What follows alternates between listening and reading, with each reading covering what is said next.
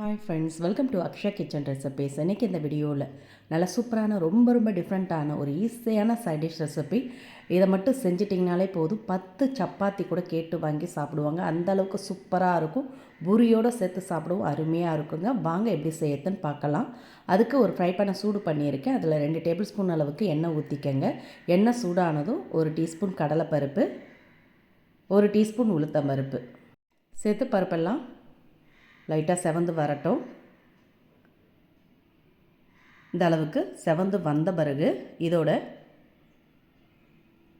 1 teaspoon கடுகு சேர்த்துக்கங்க. கூடவே 1/2 டீஸ்பூன் சோம்பு சேர்த்துக்கங்க. சேர்த்துட்டு இதோட 1/2 டீஸ்பூன் ஜீரகமும் சேர்த்து நல்லா கடுகு, ஜீரகம், சோம்பு எல்லாம் நல்லா பொரிஞ்சு வரட்டும். இப்போ இதோட ஒரு 10 பூண்டு பல்ல பொடியாக கட் பண்ணி சேர்த்துக்கங்க. சேர்த்துட்டு இதோட 2 வரமிளகாவையும் கிள்ளி சேர்த்துக்கங்க. ஃப்ரெஷ்ஷான கருவேப்பிலையும் சேர்த்து பூண்டோட பச்சை வாசனை போகிற அளவுக்கு கலந்துக்கங்க. இந்த அளவுக்கு பூண்டுலாம் நல்லா வதங்கி வந்ததும் இதோட 4 பச்சை மிளகாவை கீரி சேர்த்துக்கங்க. இதில் நம்ம மிளகாய் தூள்லாம் சேர்க்க போகிறதில்ல, பச்சை மிளகாயோட காரம்தான். கூடவே 4 மீடியம் சைஸ் வெங்காயத்தை இது மாதிரி நீட்டு வாக்கில் கட் பண்ணி சேர்த்துட்டு 1 டீஸ்பூன் உப்பும் சேர்த்துக்கங்க. உப்பு சேர்த்து வதக்கிட்டிங்கன்னா வெங்காயம் சீக்கிரமாக வதங்கி வந்துடும். வெங்காயம், பச்சை மிளகாலாம் நல்லா வதங்கி வந்த பிறகு இதோட கொஞ்சமாக பெருங்காயத்தூள் சேர்த்துக்கங்க.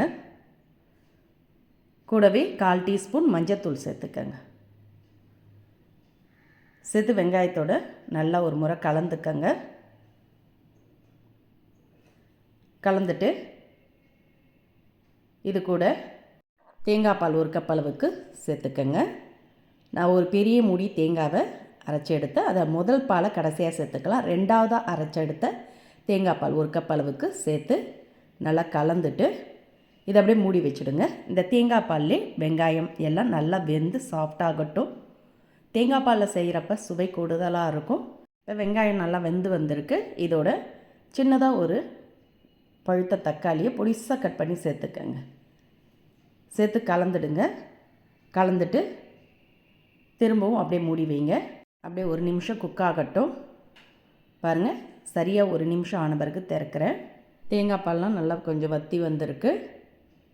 வெங்காயம் தக்காளியும் வெந்து சாஃப்டாக இருக்குது பாருங்கள். இப்போ அடுப்பை லோ ஃப்ளேமில் வச்சுட்டு இதோட ஒரு 2 டேபிள் ஸ்பூன் அளவுக்கு கடலை மாவை கொஞ்சமாக தண்ணீர் விட்டு கட்டிகள் இல்லாமல் கரைச்சி எடுத்து ஊற்றிக்கங்க. கடலை மாவை அப்படியே சேர்த்து கரைக்காமல் வானலில் லைட்டாக வறுத்து எடுத்த பிறகு தண்ணி ஊற்றி கலந்து ஊற்றிக்கங்க. அப்போ தான் கரைக்க பார்த்து கட்டிப்படாது, மாவோட பச்சை வாசனை இருக்காது, சுவை கூடுதலாக இருக்கும். இப்போ கடலை மாவை கரைச்சி ஊற்றின பிறகு அடுப்பை லோ ஃப்ளேம்லேயே வச்சு கலந்துட்டு அப்படியே மூடி வைங்க. 1 நிமிஷம் அப்படியே குக் ஆகட்டும். நம்ம கடலை மாவை கரைச்சி ஊற்றிருக்கோம், அது கொஞ்சம் வெந்து திக்காகும். பாருங்கள், நல்லா கொஞ்சம் திக்கான பதத்துக்கு வந்திருக்கு. இப்போ இதோட முதல்ல அரைச்சி எடுத்து வச்ச திக்கான தேங்காய் பாலை ஊற்றிக்கங்க. 1 கப் அளவுக்கு. மொத்தமாக 2 கப் அளவுக்கு தேங்காய் பால் தேவைப்படும். திக்கான தேங்காய் பால் ஊற்றி ரொம்ப நேரம் கொதிக்க விடக்கூடாது. அதனால் தேங்காய் பால் ஊற்றி லைட்டாக ஒரு கொதி வந்ததுமே இதோட ஒரு 1/2 டீஸ்பூன் அளவுக்கு கரம் மசாலா பொடி சேர்த்துக்கங்க. கூடவே ஃப்ரெஷ்ஷான மல்லி இலைகளையும் பொடியாக கட் பண்ணி தூவி கலந்துட்டு அடுப்பை ஆஃப் பண்ணிடலாம்.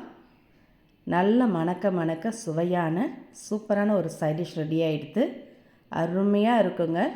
சப்பாத்தி பூரியோடு சூப்பராக இருக்கும். தோசையோடு சேர்த்து சாப்பிட்டாலும் அருமையாக இருக்கும்.